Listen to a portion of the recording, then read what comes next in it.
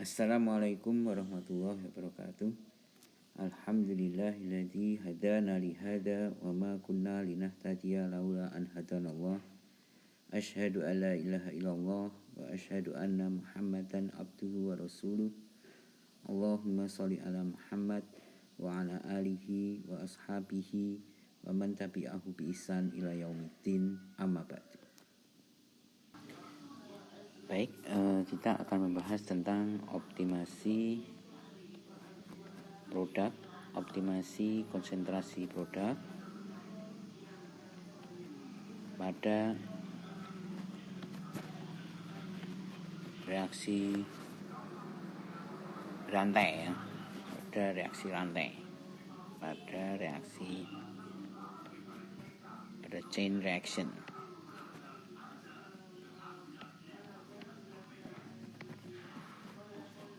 Itu reaksi rantai. Katakanlah kita punya suatu reaksi, yaitu dari A menjadi B, lalu B itu menjadi C. Di sini reaksi yang kita inginkan atau produk yang kita inginkan adalah produk B ini. Akan tetapi dalam reaksi kita ini ternyata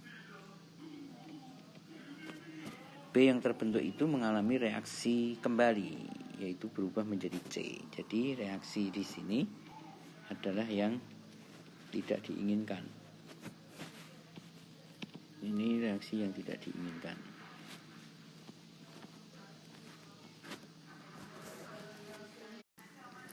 Di sini kalau kita gambarkan, reaksinya adalah seperti ditunjukkan pada gambar ini. Nah, sini kita lihat reaksi yang terpana. Yang pertama adalah terjadinya pembentukan CB. Ini reaksi yang dari A, ini yang bergerak dari A menjadi B. Karena kemudian B juga bergerak, atau karena kemudian B ini juga berubah menjadi C, maka ini akan menghasilkan senyawa C ini. Jadi pada mula-mulanya B adalah 0 di sini. Ini adalah CB.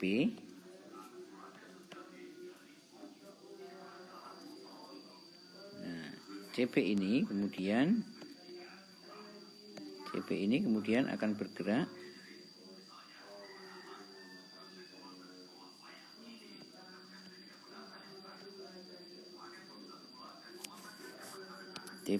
bergerak naik ya, hingga kemudian mencapai suatu titik maksimal, CB max. Kapan itu terjadi? Yaitu pada suatu waktu tertentu. Di sini digambarkan pada T star. Inilah T di mana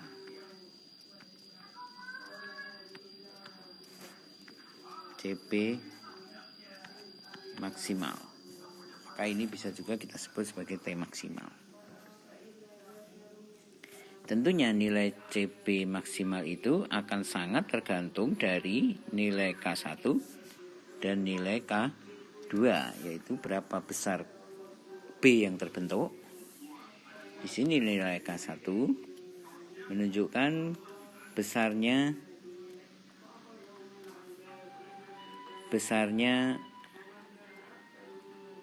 pembentukan B.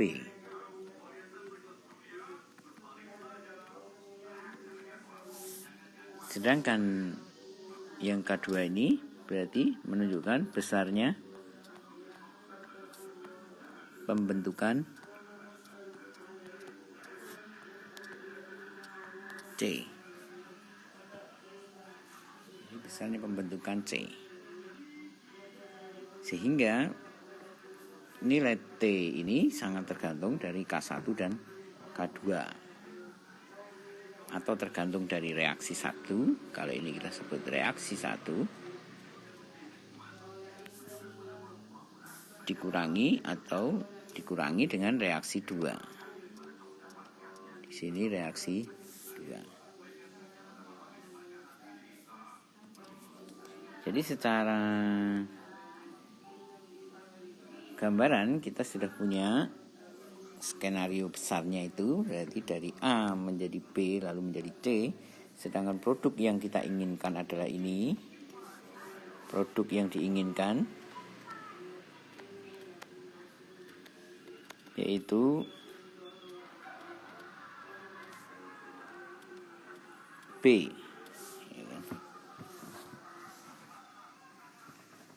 atau CB. Berarti kita ingin ini maksimal. Nah,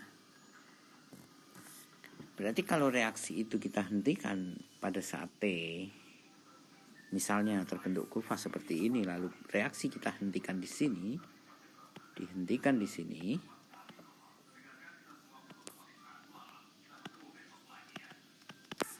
maka berarti kita memperoleh nilai CB yang maksimal. Tapi kalau kita terlambat menghentikannya, yaitu di titik sampingnya atau justru di sini kita berhentikan di titik T ini, maka justru nilai CB sudah menurun karena sebagian CB sudah berubah menjadi C di sini sekian. Jadi di sini akan mengalami penurunan. Oleh karena itu, sangat penting kita mengetahui berapa T maksimum itu agar kita bisa mendesain reaktor kita, di mana nanti produk kita atau dia ditinggal di reaktor itu, waktu tinggal di reaktor adalah sebesar T max ini, agar benar-benar keluar dari reaktor sudah CB dalam kondisi maksimum. Nah, itulah narasinya atau itu skenarionya yang kita sebut dengan optimasi konsentrasi produk pada sebuah reaksi rantai. Di sini reaksi rantainya adalah reaksi seri. Ini disebut reaksi seri, artinya dari A menjadi B, lalu B itu berubah menjadi C. Berarti ini seri. Karena nanti ada juga yang berbentuk reaksi yang lain, bukan seri tapi paralel, yaitu dari A menjadi B, namun ada juga yang A berubah menjadi C. Berarti A itu bisa berubah menjadi B sekaligus A berubah menjadi C, itu paralel. Nah, ini yang akan kita buat adalah yang seri. Nah, bagaimana kira-kira kita memformulasikan? Kita masih pada konteks formulasi matematik untuk menemukan nilai T maksimum ini. Agar kita mendapatkan nilai T maksimum itu, bagaimana cara kita memformulasikan? Karena saat T maksimum itulah kita mendapatkan CB maksimum. Baik, di sini kita mulai dari persamaan yang paling sederhana, yaitu bahwa persamaan reaksi dapat dituliskan dengan dCA dt itu sama dengan RA. Kenapa di sini kita tuliskan minus? Ya, kenapa kita tuliskan minus di sini? Karena di sini RA statusnya berkurang. Berapa besar pengurangannya? Yaitu sebesar K1 kalikan konsentrasi dari A, yaitu Ca. Artinya kecepatan reaksi A ini dipengaruhi oleh besarnya konstanta kecepatan reaksinya, yaitu K1, dan dipengaruhi oleh konsentrasi A itu sendiri. Nah, kalau kita selesaikan ini, kira-kira kita kan ingin tahu berapa konsentrasi Ca. Yang ingin kita ketahui adalah berapa konsentrasi Ca di situ sebagai fungsi waktu. Kenapa fungsi waktu? Kita lihat di sini, diferensial Ca terhadap waktu. Berarti nilai Ca ini akan berubah terhadap waktu. dari di atas ini, dia berubah terhadap waktu. Semakin lama semakin berubah.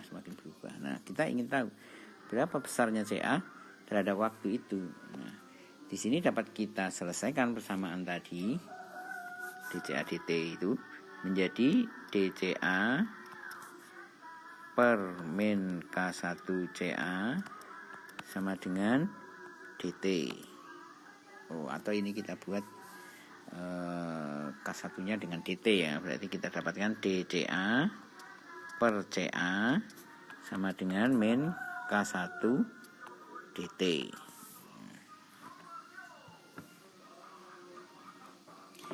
Kali ini kita integralkan masing-masing dengan awalnya adalah CA0 lalu menjadi CA. Batasannya ini adalah dari T0 menjadi T ini. Kemudian kita anggap K ini adalah konstan. Kalau ini kita anggap konstan, maka dapat kita selesaikan persamaan ini menjadi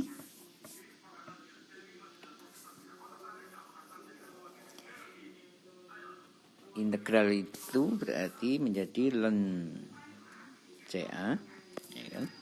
Dari CA0 ke CA sama dengan min K1 T dari T0 ke T akhir. Sehingga di sini dapat kita tuliskan ln CA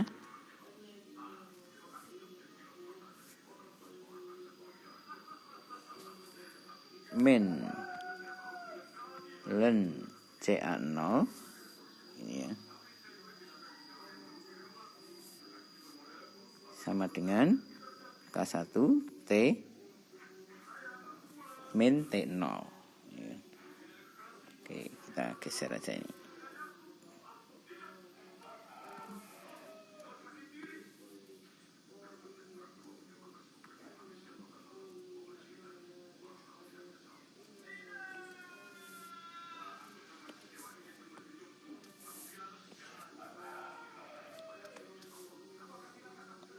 T min T0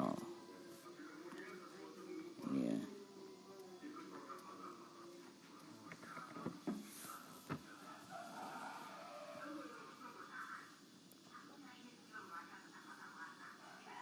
Atau dapat kita tuliskan ln CA per CA0 sama dengan min K1 kali T min T0 ini ya. Sehingga kita dapatkan CA per CA0 sama dengan eksponen dari min K1 kali T min T0. Kalau dan ini biasanya ya T0 itu sama dengan 0, karena biasanya T mula-mula kan 0 ya kan. T0 sama dengan 0 berarti CA sama dengan CA0 eksponen pangkat min K1 kali T. Inilah kita dapatkan persamaan CA sebagai fungsi T. Kemudian kita akan coba menghitung juga untuk persamaan DCB. Kita ganti yang hitam ya. DCB DT itu berarti sama dengan di sini positif karena CB itu yang terbentuk ya kan? Di sini sama dengan K1 kali CA dikurangi K2 kali CB. Ini berasal dari mana? K1 kali CA itu berarti adalah CB yang terbentuk sama dengan CA yang terdisosiasi. atau yang bereaksi. Sama dengan Ca yang bereaksi. Sedangkan yang kedua ini adalah sama dengan Cp yang terurai berubah menjadi C.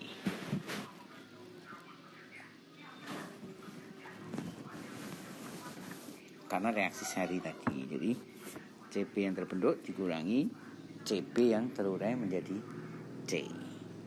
Ini berdasarkan persamaan reaksi seri pada langkah sebelumnya tadi.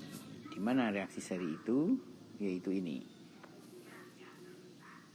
Konsentrasi A adalah sama dengan dari senyawa A yang berubah menjadi B. Sedangkan konsentrasi B itu sama dengan senyawa A yang berubah menjadi B atau sama dengan kecepatan pembentukan B. Kalau ditinjau dari A, maka kita gunakan negatif K1 kali Ca. Tapi kalau ditinjau dari sisi B, berarti kecepatan yang terbentuk B itu positif, yaitu besarnya sama dengan ini, K1 kali Ca juga, tapi positif, itu B yang terbentuk. Lalu dikurangi dengan B yang terurai ke C. B yang terurai ke C berarti negatif. B mengalami penurunan, berubah menjadi C. Nanti juga sama, kalau ditinjau dari C, berarti kecepatannya sama dengan K2 kali Cb, tapi positif, karena C-nya yang bertambah banyak. Maka digambarkan di grafik ini positif, dia makin besar C-nya. Cb-nya ada pertumbuhan, tapi kemudian ketika Ca-nya sudah mulai turun, justru Cb-nya banyak yang berubah menjadi Cc.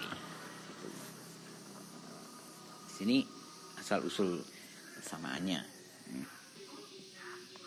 Tadi kita sudah dapatkan di uraian sebelumnya bahwa K1Ca ini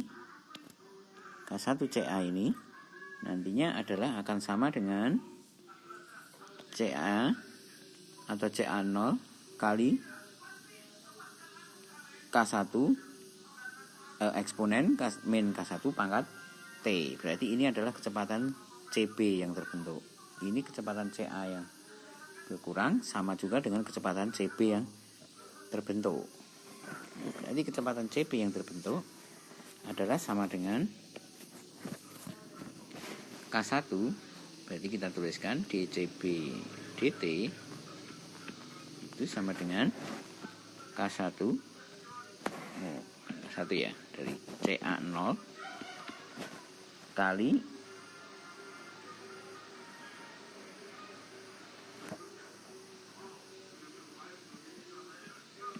sini ya maksudnya.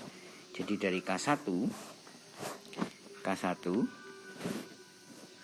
dikalikan dengan Ca-nya ini, dikalikan dengan Ca ini, yang mana Ca-nya itu adalah sama dengan ini, Ca0 eksponen pangkat min K1T.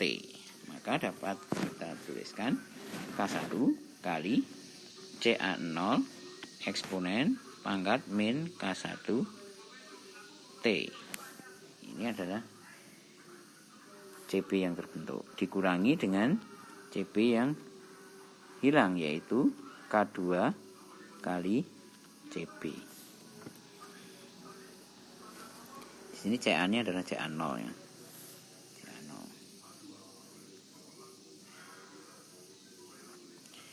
Nah, sekarang kalau kita reorganisasi ini persamaan ini, artinya di sisi kiri ini ada Cb, di sisi kanan juga ada Cb, lalu Cb ini kita gabungkan.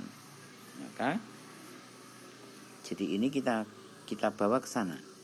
Ini kita bawa ke sana nantinya, ya kan? Kita tambahkan ke sebelah kiri. Berarti kita dapatkan di sini persamaan dCb dt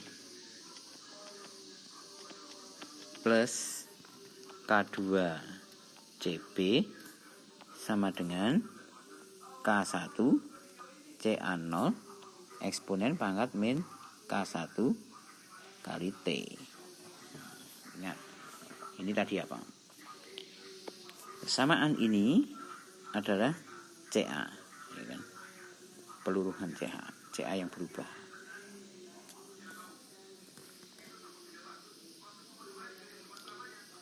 Ini berubah menjadi sebuah persamaan diferensial orde 1. Ini turunan pertama. Ini bukan turunan. Lalu sebelah kanannya adalah ini juga fungsi T, sama ya. Ini fungsi T. Jadi berusaha menjadi persamaan diferensial. Persamaan ini secara matematik dapat kita bayangkan seperti kalau kita punya persamaan dalam format X dan Y misalnya. Kalau kita sajikan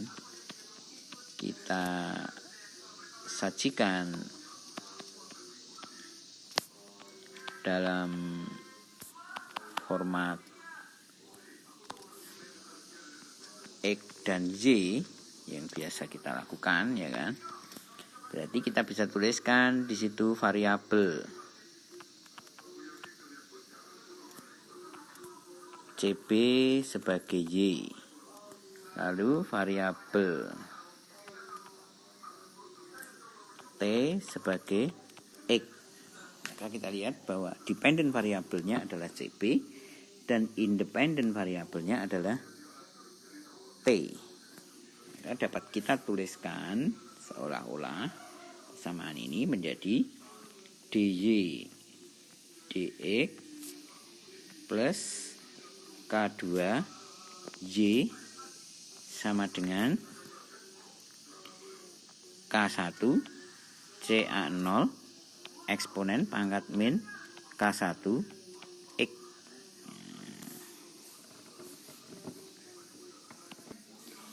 Kita akan bertanya bagaimana penyelesaian persamaan ini.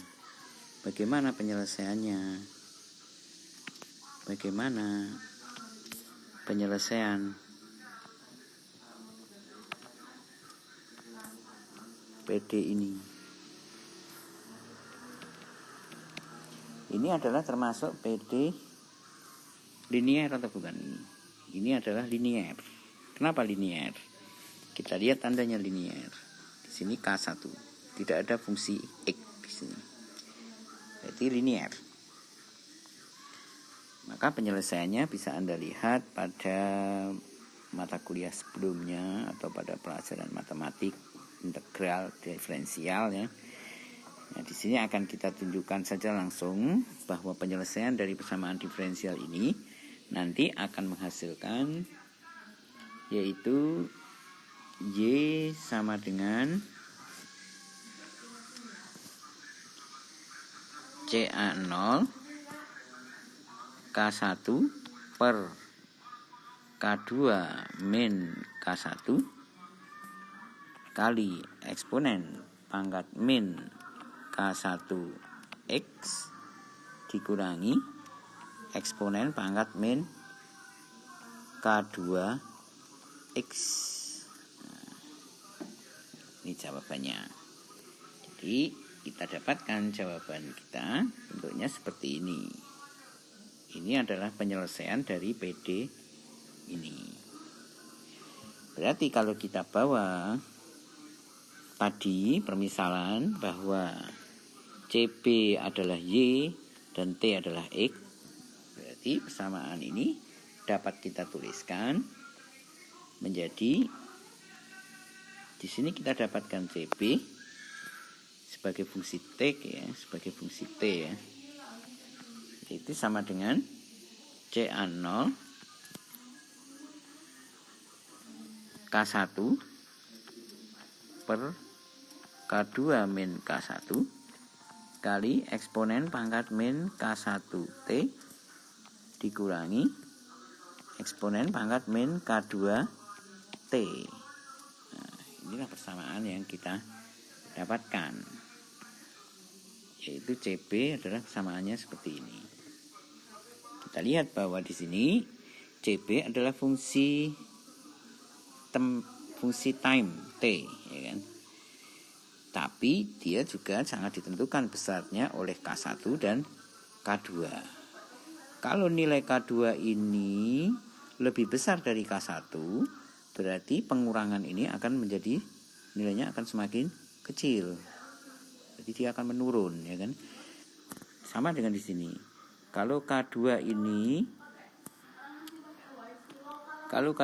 lebih besar dari K1, maka nilai ini jadi kecil, ya kan?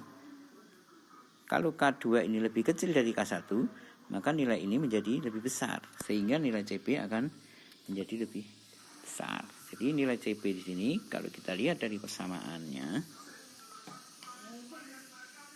dia sangat ditentukan oleh besarnya K1 dan besarnya K2. Dipengaruhi oleh itu. Jadi kapan T maksimum kita peroleh? T maksimum kita peroleh adalah ketika persamaan CP ini atau CP maksimum kita peroleh.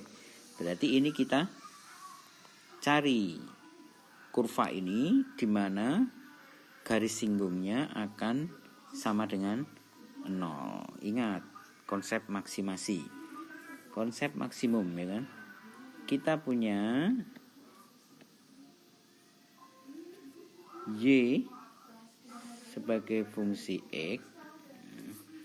Kapan Y maksimum?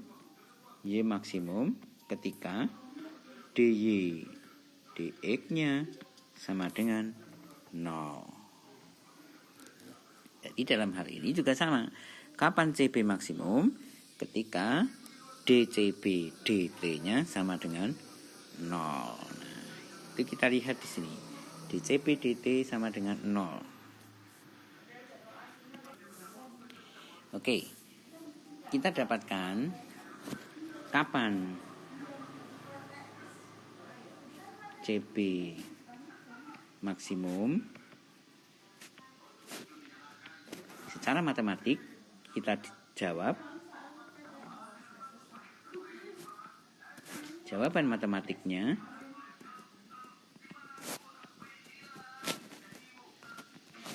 adalah ketika dCP terhadap dt sama dengan 0.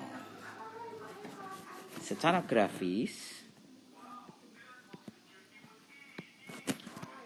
yang dimaksud dengan dCP dt sama dengan 0 itu berarti membentuk garis datar. Seperti apa itu garis datar? Kalau kita punya kurva seperti ini, berarti dCP dt sama dengan 0 itu adalah ketika di sini, yaitu ketika dia berada di garis ini. Nah, kita gambarkan ini, anggap ini garis lurus ya. Inilah dCP dt sama dengan 0. Karena dCP dt itu kan garis singgung terhadap sebuah kurva. Kalau masih naik seperti ini, di sini naik, berarti garis singgungnya belum sama dengan 0. Dia akan sama dengan 0 kalau garis singgungnya sudah datar seperti ini. Maka itu gambarkan dCP dt sama dengan 0. Ini secara grafis. Secara matematis, dCP dt sama dengan 0. Disinilah titik maksimum. Ya, karena memang secara grafis ditunjukkan di sini maksimum. Berarti untuk mendapatkan persamaan ini, kapan ini maksimum? Berarti kita turunkan CP itu terhadap dt, ya kan? Kita buatlah dCP dt sama dengan 0. Jadi kita turunkan nih persamaan ini. Kita tulis di sini ya. Bagaimana turunan dari persamaan CA K1 K2 K3 dengan 0 ini? Berarti kan sama aja kita melakukan diferensiasi dari dt dari CA0 K1 per K2 min K1 kali E pangkat min K1T dikurangi E pangkat min K2T. Nah, ini kita diferensialkan terhadap T. Lalu ini kita anggap sama dengan 0. Nah, bagaimana diferensialnya itu? Kita tahu ini CA konstan, K1 konstan, K2 dianggap konstan. Jika Iya, bukan jika ya, kita memang CA itu adalah CA0 itu adalah konstan, ya kan? Kemudian K1 dan K2 ini bisa dianggap konstan, sehingga kalau kita diferensialkan dia keluar atau tidak ikut dalam diferensiasi. Sehingga kalau kita turunkan ini diferensialnya, dia akan menjadi CA0 K1 per K2 min K1. Lalu kita diferensialkan terhadap waktu dari E pangkat min K1T dikurangi E pangkat min K2T. Ini kita buat persamaan ini sama dengan 0 di sana. Berarti akhirnya kita peroleh dt dari E pangkat min K1T dikurangi E pangkat min K2T sama dengan 0. Karena ini kita bawa ke sana 0 per itu nilainya sama dengan 0. Berarti kita tinggal menyelesaikan diferensial dari persamaan ini. Diferensial dari eksponensial itu apa? Diferensial dari eksponensial. Kita jelaskan ya. Kalau kita punya Y sama dengan E pangkat AX, maka dy dx itu sama dengan A kali E pangkat AX. Nah, itu berlaku untuk ini. Kita punya E pangkat min K1T, E pangkat min K2T. Diferensialnya berarti menjadi sama dengan min K1 kali E pangkat min K1T dikurangi min K2 berarti menjadi plus K2 E pangkat min K2T sama dengan 0. Berarti kita dapatkan ini berarti K2 E pangkat min K2T sama dengan K1 E pangkat min K1T. Ya. Atau dengan kata lain, kita bisa tuliskan K2 per K1 sama dengan E pangkat min K1T dibagi E pangkat min K2T. Apa ini artinya? Ini kan berarti sama dengan E pangkat min K1T dikurangi E pangkat dikurangi K2T. Dan gini kan. K2 per K1.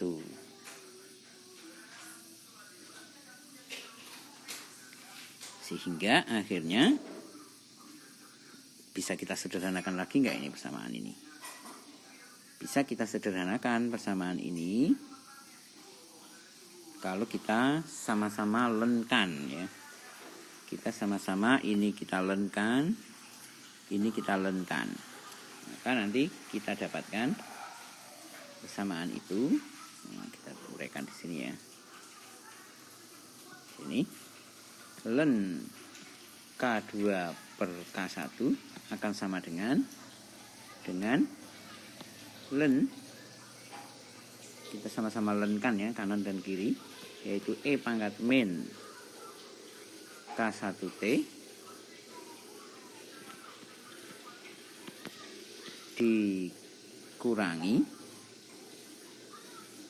di sini min minus ya kan, berarti kan menjadi plus ya, menjadi plus K2T. Di sini dapat kita tuliskan berarti len K2 per K1 sama dengan len E pangkat ini berarti sama dengan min K1T plus K2T. Berarti berapa T-nya? Akhirnya kita peroleh T-nya berapa ini? Ini kan K1 plus K2. Berarti kan bisa kita satukan itu ya. Oke, kita tambahkan ke slide baru saja ya. Untuk ini di sini kita sederhanakan samaan ini menjadi ln K2 per K1 sama dengan K2 min K1 K2 min K1 dikali T. Sehingga kita dapatkan T-nya adalah sama dengan ln K2 per K1 dibagi K2 min K1. Inilah waktu optimumnya. Ini adalah waktu optimum pada yang menghasilkan ya, pada atau yang menghasilkan konsentrasi B maksimum atau minimum, tapi dalam konteks ini berarti B maksimum. Sekarang pertanyaannya, kita sudah dapat T optimumnya, lalu berapa CB maksimumnya? Berarti CB maksimumnya berapa? CB maksimumnya berapa itu? CB maksimum berarti ketika T sama dengan ini ya kan, ketika T sama dengan ini. Dari mana CB-nya? Dari persamaan sebelumnya tadi, yaitu persamaan CB yang kita punya adalah mana ya? Persamaan CB yang kita punya ya ini, yaitu persamaan ini. Ini persamaan CB yang kita punya ya kan? Persamaan CB yang kita punya ini, lalu kita ganti T-nya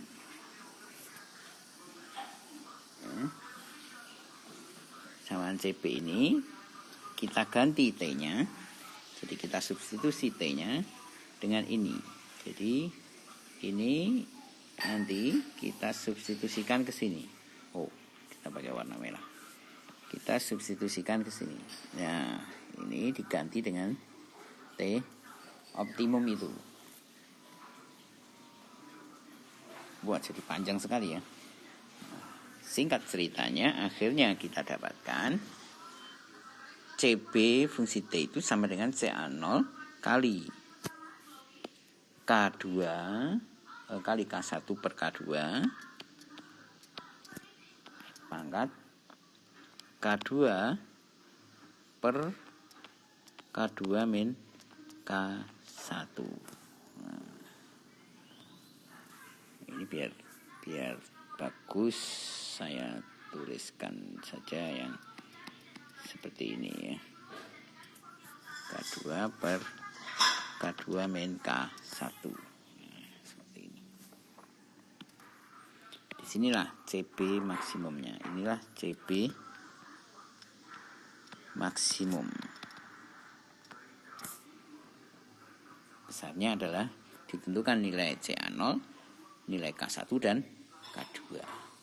CB maksimum diperoleh pada saat T optimum di sini. Saat T optimum. Yaitu T optimumnya adalah ln K2 per K1 per K2 min K1. Bagaimana dari CB ini, kalau K2 ini kita masukkan ln-nya ke sana, kalau kita organisasi nanti hasilnya akan menjadi seperti ini. CB itu. Nah, demikian tadi adalah untuk uraian bagaimana kita mencari atau memformulasikan CB maksimum dengan langkah pertama adalah menemukan T optimumnya. Lalu kemudian kita formulasikan atau kita dapatkan CP maksimumnya pada reaksi seri. Di sini kita kasusnya adalah reaksinya seri. Reaksi seri. Lalu bagaimana untuk reaksi paralel? Misalnya A menjadi B, lalu kemudian A menjadi C. Di sini ada K1 juga, di sini K2 juga. Lalu kita menginginkan produk B yang maksimum. Ya, kita ingin produk B maksimum. Bagaimana untuk kasus seperti ini? Nah, ini akan menjadi tugas selanjutnya. Coba formulasikan untuk mendapatkan berapa T optimumnya dan berapa CP maksimumnya yang kita dapatkan. Baik, demikian untuk kuliah kita hari ini. Semoga bermanfaat. Kita lanjutkan minggu depan dan dipersilakan untuk dikerjakan untuk latihannya. Terima kasih. Assalamualaikum warahmatullahi wabarakatuh.